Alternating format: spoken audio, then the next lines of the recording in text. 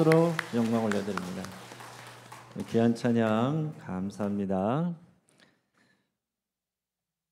오늘 우리가 읽은 말씀을 통해서 우리 초청장과 예복 이런 제목으로 우리 말씀의 은혜를 같이 나누겠습니다. 우리 매달 첫째 주일은 우리가 모두 환영한 데이로 예배합니다. 또 예배에 나오신 모든 분들을 우리가 주의 이름으로 또 환영하고 축복합니다.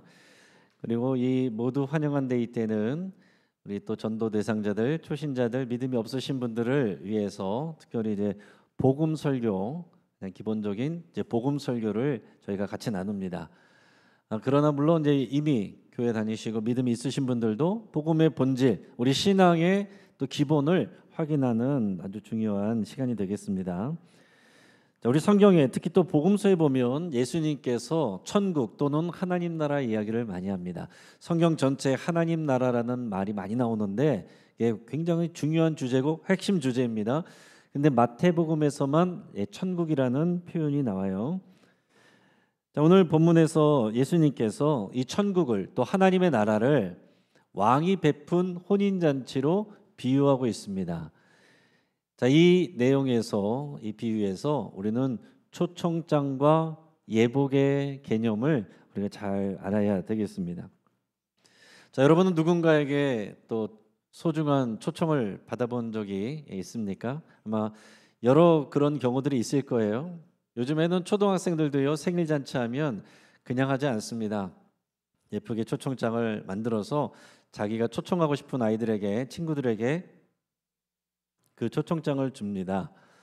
그리고 엄마는 이 아이의 생일 잔치를 위해서 요즘에는 뭐 크게 하더라고요. 또 뭐 좀 경제가 되는 분들은 바깥에 큰 식당에 이렇게 뭐 대단하게 이렇게 준비를 해서 학생들을 초대하는 경우도 있고, 집에다가 이제 예쁘게 꾸며서 이제 자녀의 친구들을 또 이렇게 맛있게 먹이게 되는 그런 일들도 있습니다. 이 초청장을 만들어서 주는 그 행위 자체가 이 아이에게는 특별한 또 추억이 되는 것이고, 또 초청장을 받은 아이들도 또 굉장히 이제 뿌듯함을 느끼는 거죠. 내가 이런 초청을 받았다 하는 굉장히 특별한 기쁨이 됩니다. 그래서 생일 잔치에 갈 때 초등학생들도 그냥 가지 않습니다. 거기에 맞는 또 생일 선물을 이렇게 준비를 해서 가죠. 자, 그런데 만약에 다른 친구들은 초청을 받는데 나는 초청을 못 받았다. 얼마나 속상해요. 또 반대로 친구들을 정성스럽게 초청을 했는데 친구들이 오지 않았다. 그것 또한 속상한 일입니다. 어른들도 마찬가지죠. 우리가 중요한 행사에 또 우리 초청을 받으면 굉장히 그게 자부심이 되고 사람들에게 자랑하게 됩니다. 그러나 또 초청을 받지 못한 사람들은 또 섭섭한 마음이 들기도 하고요. 오늘 본문 말씀을 통해서 초청장 그리고 예복이라는 이 개념으로 우리가 믿음의 또 원리를, 또 하나님 나라의 원리를 잘 배우실 수 있기를 바랍니다. 자, 먼저는 초청장에 대한 내용이에요. 자, 예수님께서 지금은 이제 십자가에 달려 죽으시기 위해서 예루살렘으로 오셨습니다. 명절이기도 해요. 많은 사람들이 와 있습니다. 성전에서 많은 사람들을 대상으로 예수님은 병든 자를 고쳐주시기도 하고, 그리고 하나님의 말씀을 가르치기도 하셨어요. 근데 오늘 이 시간에 특별히 이 하나님의 나라, 천국에 대해서 설명을 하시는데, 왕이 베푼 혼인잔치 이야기로 이렇게 비유로 이렇게 설명을 해주십니다. 어느 나라에 왕이 있습니다. 왕이 어느 날 자기 아들의 혼인잔치를 준비하게 됐어요. 이게 굉장히 국가의 큰 경사죠. 그래서 왕은 잘 준비를 하는데 여기에 참석할 사람들에게 이미 초청장을 보냈습니다. 아무에게나 초청장을 보내는 게 아니에요. 왕에게 특별한 사람, 특별한 관계에 있는 사람, 유력한 사람 또는 귀족, 이런 사람들에게 보내는 거죠. 그리고 이제 당일이 돼서 이제 사신들을, 종들을 보내서 이제 오십시오라고 했습니다. 당연히 이제 그 사람들이, 초청을 받은 사람들이 오면 되는 겁니다. 아니 근데 이게 무슨 일이에요?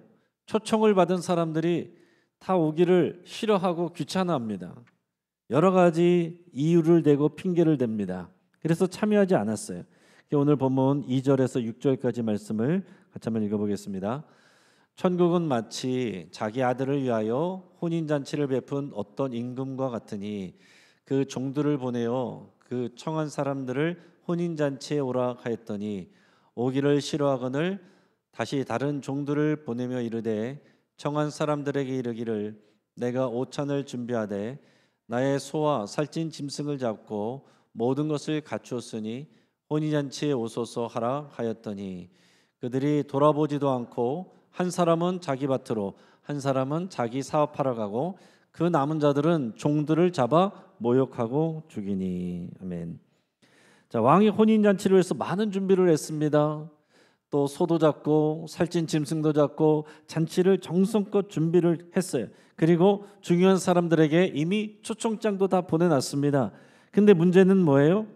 초청장을 받은 사람들이 당일이 됐는데 오기를 싫어한다는 거예요. 어떤 사람들은 왕이 보낸 종들의 말을 아예 무시해버립니다. 어떤 사람들은 나는 밭에 볼 일이 있어서 못 가 그러면서 밭에 나갑니다. 나는 사업하러 가야 돼 사업하러 나갑니다. 자, 이것은 어떤 거예요? 왕이나 왕의 이 잔치보다 자기 일을 더 중요하게 여기는 것이고 왕의 입장에서 볼 때 이것은 왕에 대한 모독이에요. 왕을 무시하는 일입니다. 우리가 왕이었어도요 굉장히 기분 나쁠 일이에요. 초등학생이 생일 잔치를 해서 초청장을 줬는데도 안 와도 기분이 나쁜데 왕이 초청장을 보내고 이 국가 행사를 준비하는데 초청받은 사람들이 오지 않고 무시한다? 왕에게 대한 모독입니다. 이것은 우리의 인간관계를 통해서도 얼마든지 우리가 생각할 수 있는 상식적인 일입니다. 여러분, 우리가 친구들하고 약속을 잡는다고 해보세요. 우리 다음 주에 어디에서 만나? 기대하고 딱 준비를 해서 나갔습니다. 친구가 오질 않아요. 그래서 전화를 했습니다. 그랬더니 그 친구가 야, 미안하다. 나 갑자기 급한 일이 생겨서 못 나가게 됐어. 우리 다음 주에 다시 꼭 만나자. 기분은 안 좋았지만은 그래도 친구니까 그럴 수도 있지 생각하고 다음 주에 다시 약속을 잡았어요. 근데 다음 주에 나갔는데 친구가 또 안 나왔습니다. 또 전화를 했더니 친구가 또 얘기합니다. 이번에 급한 일이 생겨서 못 나가게 됐어. 미안하다. 다음 주에는 꼭 나갈게. 다음 주에 또 약속을 잡았어요. 또 안 나옵니다. 그러더니 문자 하나 딱 왔는데 미안하다. 내가 깜빡 잊었다. 오늘 못 가게 됐다. 근데 나중에 보니까 그 친구의 SNS에 같은 날에 가족들하고 여행 가가지고서 밝은 표정으로 찍은 사진이 올라와 있는 거예요. 그러면 여러분들은 어떤 마음이 되겠어요? 그 친구를 어떻게 생각하겠습니까? 그 친구가 사정이 있어서 못 나왔어. 바쁜 일이 생겨서 못 나왔어. 그거를 그럴 만한 이유라고 생각을 하겠어요? 당연히 핑계로 생각하죠. 그리고 이것은 핑계를 넘어서서 이것은 관계의 문제고 신뢰의 문제입니다. 여러분, 어쩌다 한두 번은 그럴 수 있다고 이해해 줄 수 있어요. 그런데 이것이 반복되면 어떻게 되는 거예요? 같이 갈 수 없는 겁니다. 그러면은 화를 내든지 아마 대부분은 조용히 관계를 깨버릴 거예요. 내 전화 목록에서 아예 삭제하고 다시는 관계를 하지 않을 것입니다. 자, 친구끼리도 그런데 자기 볼일 때문에 왕의 초청을 무시하고 자기 일을 보러 갔다. 이거는 왕을 무시한 게 당연한 거예요. 그리고 우리가 읽은 9절에 보면 6절에서 뭐라고 그랬냐면 그 남은 자들은 어떻게 했냐면 왕이 보낸 사절들을 죽여버렸대요. 그들을 무시하고 모욕하고 죽여버렸습니다. 이것은 명백한 왕에 대한 반역이에요. 그냥 잔치에 참여한 정도가 아니고 이 잔치에 참여하지 않는 것이 왕에 대한 모독이고 반역이다 하는 것입니다. 여기에 대해서 왕이 어떻게 행동을 했느냐, 오늘 7절 말씀을 읽어봅니다. 자, 임금이 노하여 군대를 보내어 그 살인한 자들을 진멸하고 그 동네를 불사르고. 자, 여기 왕이 군대를 보내서 살인자들을 진멸하고 그 동네를 불살랐대요. 자, 여러분, 우리가 그냥 성경 말씀을 읽으면 이게 잘 와닿지 않을 수 있어요. 아니, 잔치에 초대했는데 오지 않았다라고 해서 사람들을 죽이고 불을 질러? 이런 나쁜 왕이 있나? 우리는 이렇게 생각할 수가 있거든요.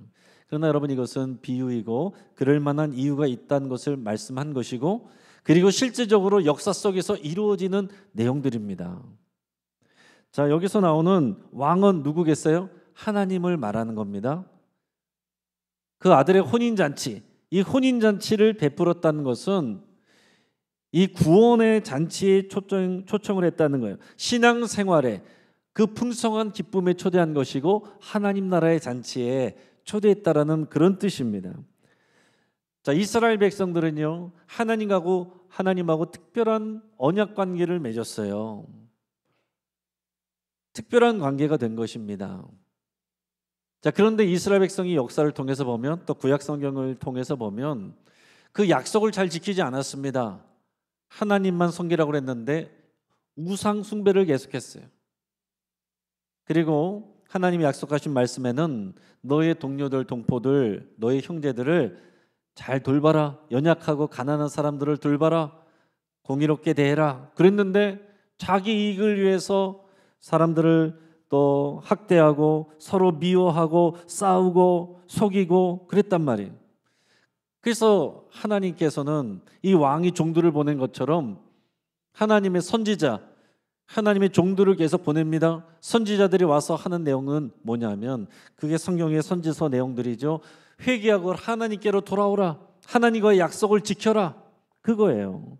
그런데 역사적으로 이스라엘 백성이 그 선지자들의 말을 무시하고 많은 경우에 선지자들을 핍박하고 죽이기까지 했습니다. 오늘 예수님이 비유로 하신 말씀이 그대로 있었던 일이에요. 자, 그렇다라고 해서 하나님이 즉시로 이스라엘 백성을 징계한 건 아닙니다. 하나님은 오랫동안 참고 또 다른 종들을 보내고 또 참고 또 다른 종들을 보내고 이것이 오랜 시간이 지났어요.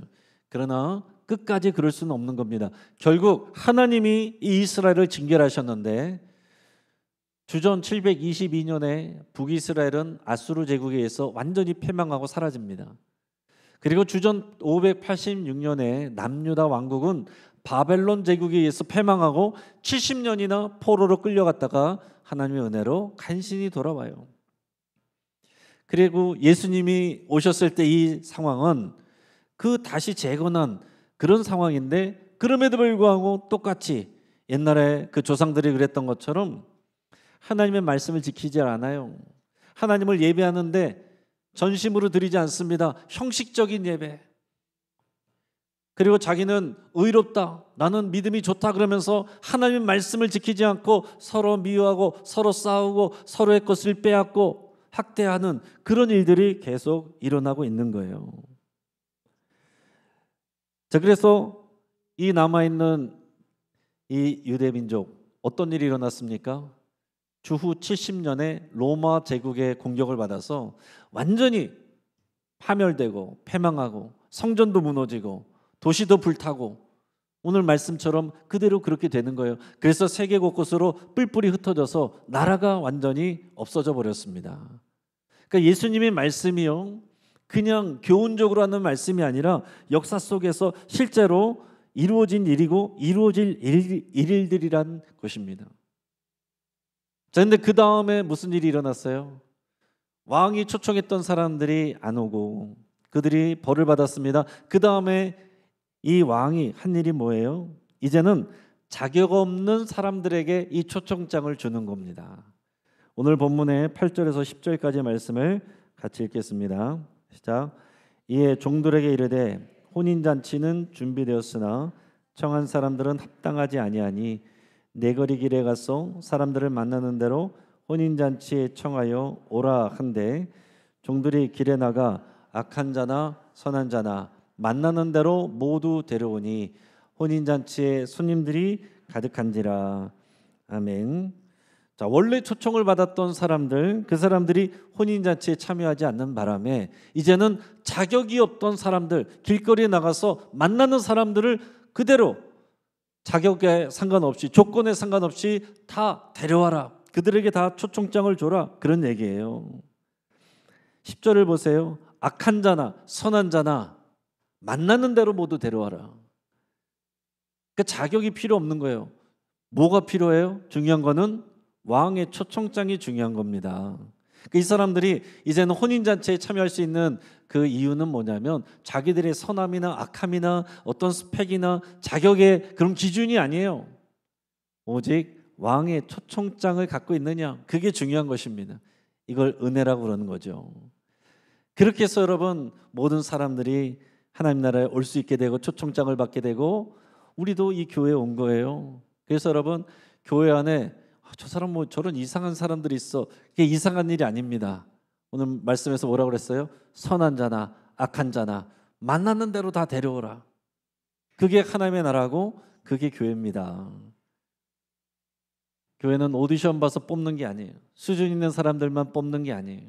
그리고 저와 여러분들도 마찬가지로 자격이 없던 우리가 이 왕의 초청을 받아서, 하나님의 초청을 받아서 이곳에 오게 되었다 하는 얘기입니다.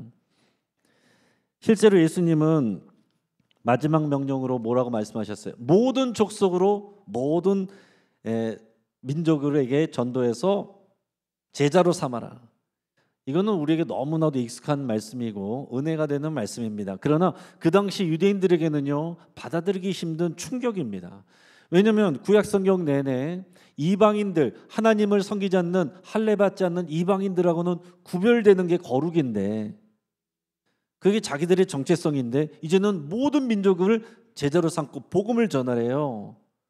이게 예수님의 말씀처럼 길에 나가서 만나는 대로 악한 자나 선한 자나 이 초청장을 주는 것과 똑같은 것입니다. 그래서 사도행전에 보면 사도 바울을 시작으로 이제 유대인들만이 아니라 이방인들에게 복음을 전하기 시작합니다. 자, 그래서 결국 어떻게 됐습니까? 로마가 기독교 국가가 됐어요. 로마가 기독교 국가가 되니까 유럽에 있는 나라들이 다 기독교 국가가 됐습니다. 그래서 유럽에서는 이제 아프리카로, 아메리카로, 아시아로 이 복음이 전해졌어요. 복음이 전해졌다는 것은 이 왕의 초청장이 전달되는 것과 같은 것입니다. 그래서 돌고 돌아서 결국은 저와 여러분들도 그 왕의 초청장을 받고 오늘 이 자리에 와 있는 거예요. 할렐루야. 오늘의 예수님의 말씀이 오늘의 우리들의 이야기입니다. 왕의 초청장을 받고 이 예배 자리에 앉아 있는 것, 여러분 이것이 은혜예요. 우리가 자격이 있어서 이 자리에 앉아 있는 것이 아닙니다. 하나님께서 은혜로 우리에게 왕의 초청장을 주셨기 때문에 이 자리에 있는 거예요. 이 예배 자리가 바로 그런 왕의 잔치입니다. 그러니까 여러분 표정 좀 푸세요. 우린 잔치 자리예요. 잔치 자리에서 그렇게 인상 쓰고 있는 거 아니에요. 여러분 잔치 자리는 기쁨의 자리입니다. 여러분 예배는 그렇게 여러분 숙제처럼 하는 게 아니에요.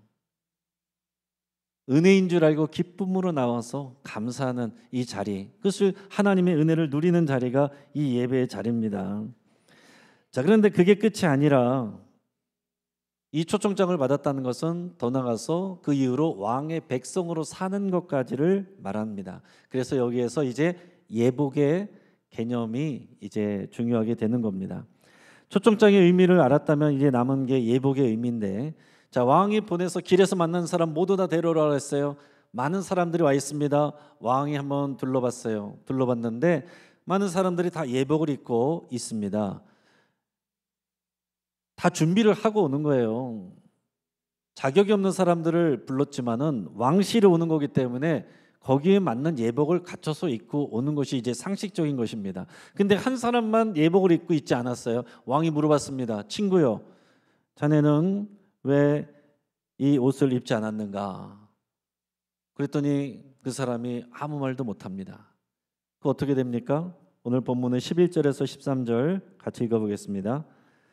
임금이 손님들을 보러 들어올 새 거기서 예복을 입지 않은 한 사람을 보고 이르되 친구여 어찌하여 예복을 입지 않고 여기 들어왔느냐 하니 그가 아무 말도 못하거늘 임금이 사환들에게 말하되 그 손발을 묶어 바깥 어두운 데 내던지라 거기서 슬피 울며 이를 갈게 되리라 하니라. 아멘.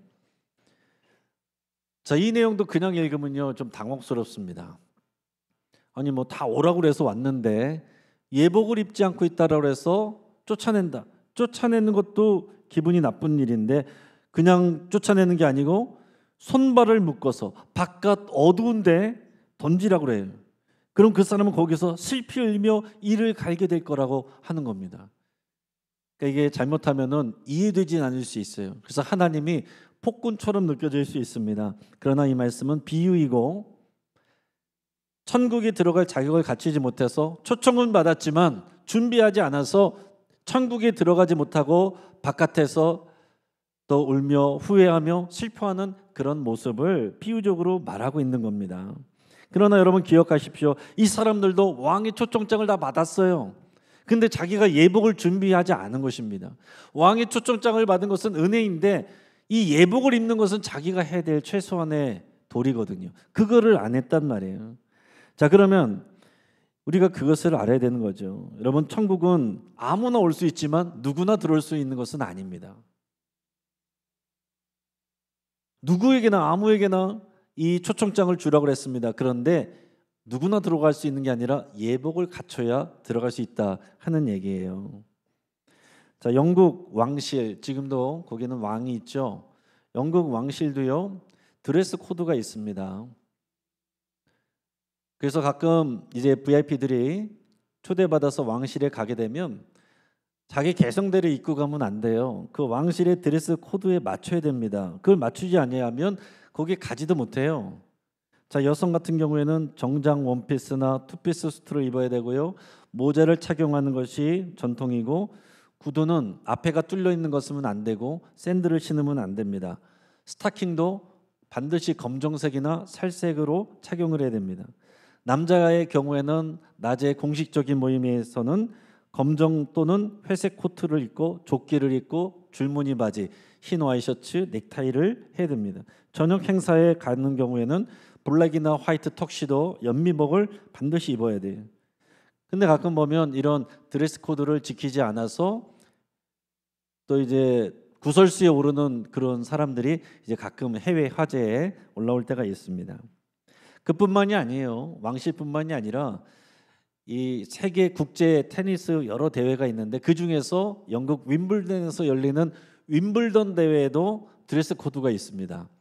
아시는 분들은 아시겠지만은 이 윈블던 대회는요, 모든 선수들이 반드시 흰색 운동복만 입어야 돼요.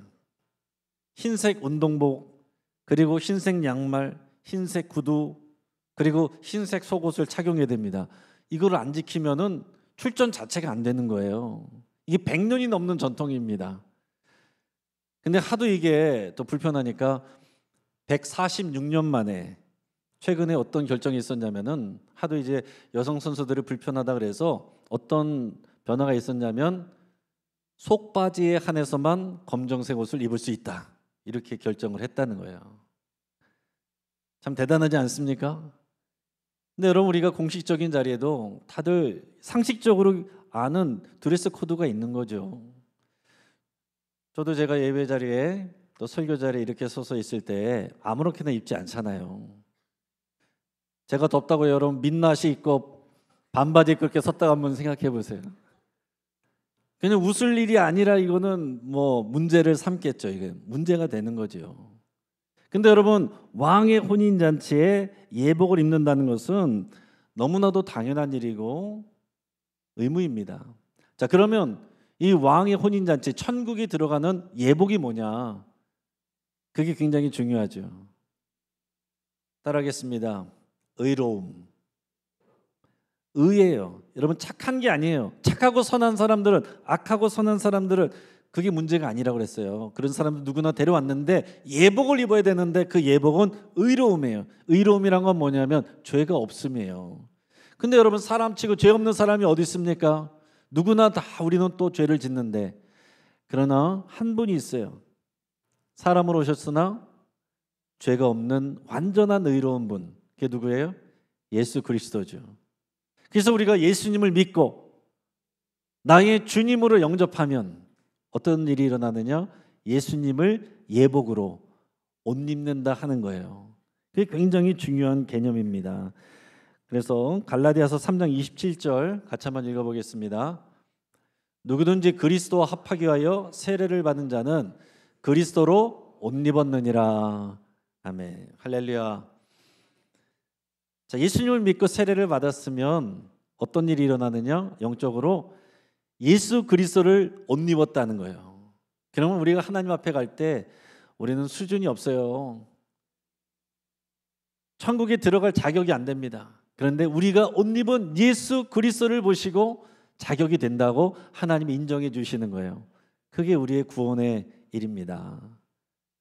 예수님을 옷 입는 거예요. 세례라는 행위보다 더 중요한 것은 뭐냐면 세례를 받는 믿음이에요. 세례라는 행위는 우리의 믿음으로 예수 믿기 전에 우리의 모습은 죄인이고 죄된 삶은 이제 물속에서 죽었습니다. 그리고 다시 나오면서 우리는 예수님과 함께 예수님의 사람으로 살아가겠습니다. 그걸 결단하는 게 세례거든요. 다른 말로 하면 이제는 예전에 죄의 옷 그것을 벗고 이제는 예수 그리스도의 옷을 입고 살아갑니다. 그 고백을 하는 것과 마찬가지입니다. 자, 그런데 더 나아가서 이 예복을 입는다는 것에 이어지는 또 다른 의미가 하나가 있어요. 로마서 13장 14절 같이 한번 읽어보겠습니다. 오직 주 예수 그리스도로 옷 입고 정력을 위하여 육신의 일을 도모하지 말라. 아멘. 예수 그리스도로 옷 입으면 그 다음에 뭐 하라고 그랬습니까? 육신의 일, 그 정력의 일을 도모하지 말라 그랬습니다. 내 마음대로 살지 말라. 세례받기 전에, 예수 믿기 전에 그 방식대로, 그 모습대로 살아가지 말라 하는 얘기예요. 자, 예수님으로 옷을 입었습니다. 우리는 자격이 없는데 20점짜리, 40점짜리, 50점짜리, 80점짜리 상관없이 다 예수 그리스도로 옷 입으면 100점이 되는데 우리는 사실은 수준이 안 되잖아요. 그러나 이제 그 옷을 입었으면 그 옷에 맞춰서 말하고 행동하고 살아야 된다. 그걸 말씀하는 겁니다. 그걸 우리의 신앙의 성숙이고 성화의 과정이라고 이렇게 말하는 거죠. 그건 당연한 거잖아요. 우리가 새 옷을 입었으면 거기에 맞춰서 그 옷에 맞춰서 행동하는 게 마땅한 것입니다. 자, 그러니까 우리의 예복은 뭐라고요? 하나는 믿음이고 또 하나는 순종입니다. 예수님처럼 말하고 예수님처럼 행동하기로 또 그 말씀에 따라서 순종하는 거예요. 우리의 믿음과 행동은 다른 게 아닙니다. 우리의 믿음은 우리의 삶으로 행동으로 증명되는 거라고 그랬어요. 입으로 아무리 주여 주여 해도 우리의 행실이 따르지 아니하면, 삶이 따르지 아니하면 믿음이 없는 거죠. 우리가 말하고 행동하고 선택하는 그것이 우리의 믿음이에요. 근데 우리는 어떡합니까? 우리는 여전히 수준이 낮아요. 우리는 자꾸 실수합니다. 넘어집니다. 그래도 여러분 괜찮습니다. 중요한 것은 내가 예수 그리스도의 옷을 입고 있느냐? 그랬다면 지금 비록 실수하고 있지만 점점 예수님을 닮아가며 예수 그리스도의 옷을 입은 사람답게 살아가게 되는 것, 그렇게 우리가 훈련받고 자라가는 것이 우리의 신앙생활입니다. 자, 교회 다니는데 구원의 확신이 없다면 여러분 복음을 잘 들으시고 배우실 수 있길 바랍니다. 또 내가 예수를 믿는다고 생각하는데 삶의 변화가 전혀 없다. 그러면 자기 믿음을 점검해 보셔야 돼요. 그럴 수는 없는 거거든요. 근데 사람들 앞에서, 교회 다니는 사람들 앞에서는 다 인정받는데 가까운 사람들, 내 가족들, 내 주변에 있는 사람들한테 그것을 인정받지 못하는데 그게 진짜입니다, 여러분. 우리가 교회에서는 다들 수준 있는 척 할 수 있지만 정말 우리가 편하게 있는 그곳에서의 우리 말과 행동, 그게 우리의 진짜 수준이고 우리의 진짜 믿음이에요. 우리는 교회 다닐 수 있지만 예수님의 옷을 입고 다닐 수 있어요. 그러면 안 된다는 것입니다. 자, 이제 말씀을 정리합니다. 14절에서 예수님이 이렇게 결론을 맺습니다. 같이 읽어볼까요? 청함을 받은 자는 많되 택함을 입은 자는 적으니라. 아멘. 자, 모든 사람이, 모든 인류가 이 복음의 초청을 받았습니다. 초청장을 받았습니다. 그 초청장을 아직 받지 못한 사람들에게는 우리가 그 복음의 초청장을 알려주고 전달해 줘야 되는 거죠. 모든 사람들에게 초청장이 주어졌으나 모든 사람들이 택함을 받는 건 아니라고 그랬어요. 뒤집어서 얘기하면 우리가 모든 사람들이 믿음으로 예복을 입지는 않는다 하는 말입니다. 복음을 들은 사람은 많은데 믿는 사람은 적다는 얘기예요. 교회 다니는 사람은 많은데 그리스도인은 적다는 얘기입니다. 여러분 점검해 보시길 바라요. 매주 예배는요, 우리가 초청받아서 나온 왕이 베푼 혼인잔치와 같습니다. 근데 오늘 비유에서 나오는 것처럼 이 초청을 기쁨으로 반응하여 나오지 않고 자꾸 핑계대고 있지는 않는지 돌아보시길 바랍니다. 일이 바빠서, 선약이 있어서, 계획이 있어서 다음에 갈게요, 시간 날 때 갈게요 하며 뒤로 미루고 있지 않습니까? 나에게는 그럴 이유가 있다고 할지라도 왕이신 하나님 보실 땐 그거는 핑계로 보일 거예요. 또 여러분, 우리가 예수님을 예복으로 입었는지 여러분 점검하시길 바랍니다. 예수님을 믿고 영접하였다면 우리가 예수님을 예복으로 입은 거예요. 교회 나왔어도 아직 이 일이 없었다면 예수님을 믿고 예수님을 옷 입으시기를 바랍니다. 이미 예수님을 믿고 영접하신 분들, 예수님을 옷 입으신 분들이라고 한다면 이제 예수님의 옷에 맞춰서 우리의 말과 행동이 변화돼야 돼요. 그것을 위해서 우리가 훈련되는 겁니다.